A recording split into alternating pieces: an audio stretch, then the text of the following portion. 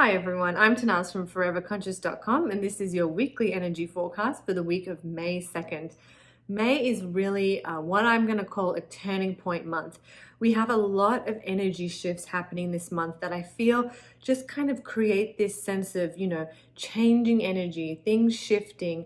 There's a lot of big cosmic energy, and I think that maybe when we look back on this year and we reflect on it, May is just going to be one of those months where things started to shift. We noticed that, the turning of the wheel, that turning point sort of month where things kind of have shifted for us.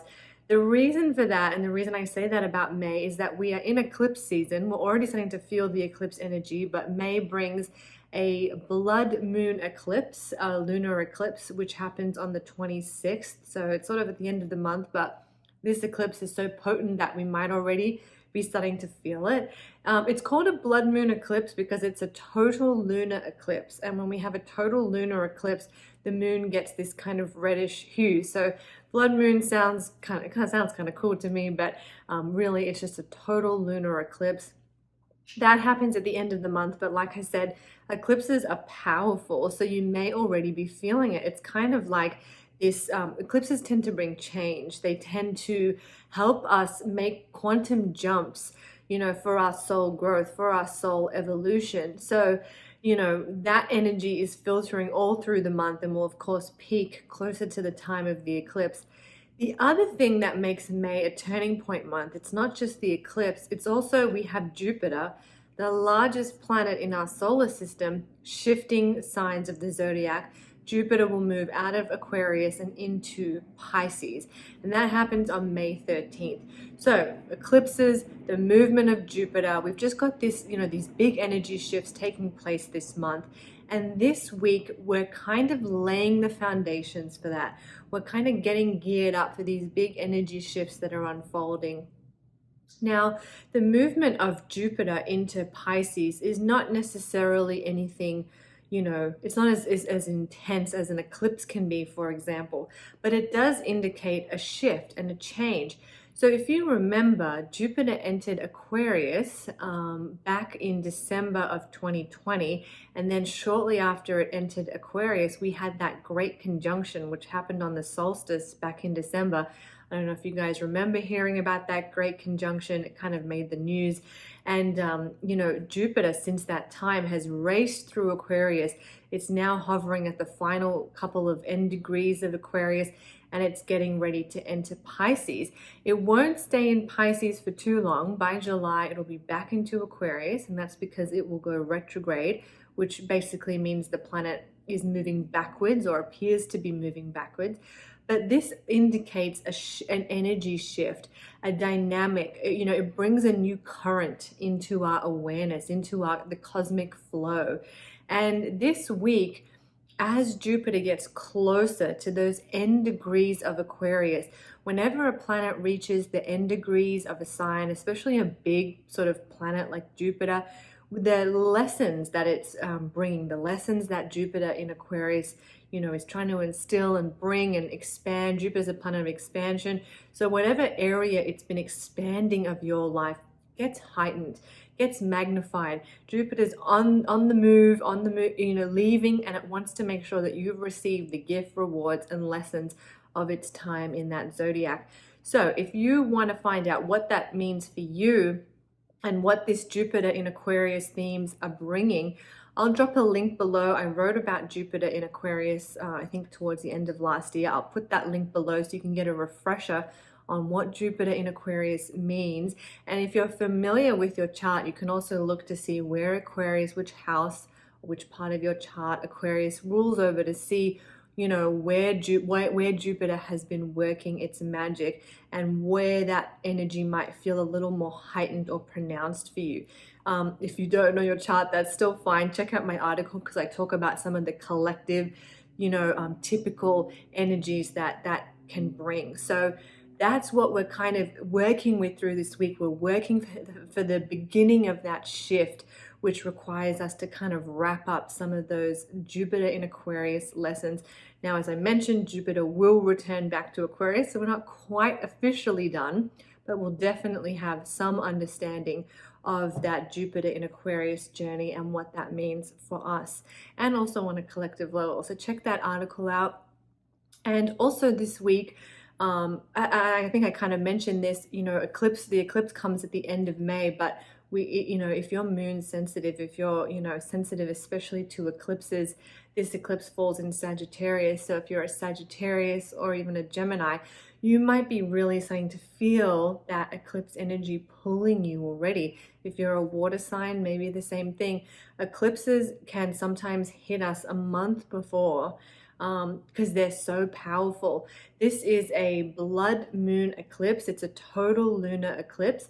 And usually on a total lunar eclipse, something is being cleared from our lives. It's like a purging. Something is released, and usually that something that's released is pretty big. It's pretty significant. It's something that can, really help us take a quantum jump or a quantum leap to a new chapter of our evolution. And that can be something physical, like a job, or something more tangible, or it can just be like an emotion, a behavior pattern, or a relationship pattern that it could be that stuff as well. So if you're kind of feeling the pull to release and let go of something, you could very well be already working with that eclipse energy.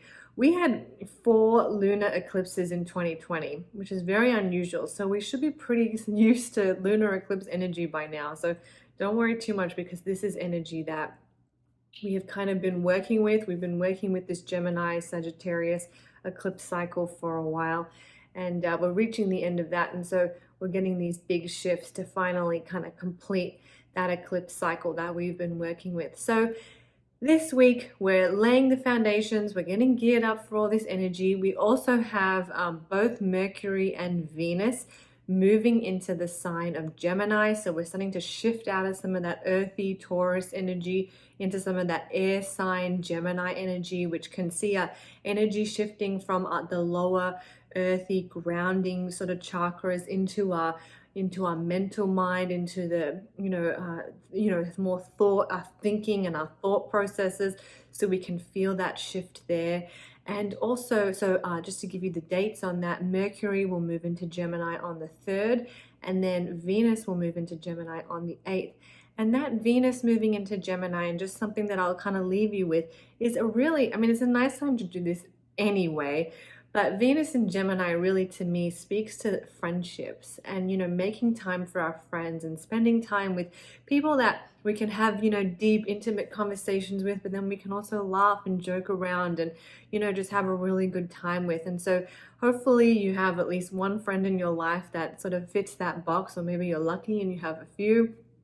But making time, to catch up with your friends, to have, I don't know, I guess everywhere the pandemic is different. You might not be able to meet in person, but picking up the phone, meeting in person, just spending time with your friends and having a good belly laugh, that can really be cleansing for the soul, to be in the company of, kindred spirits. So I'll leave that with you as we wrap up this week, and that's thanks to the beautiful Venus and Gemini energy, if you want to use and tap into that.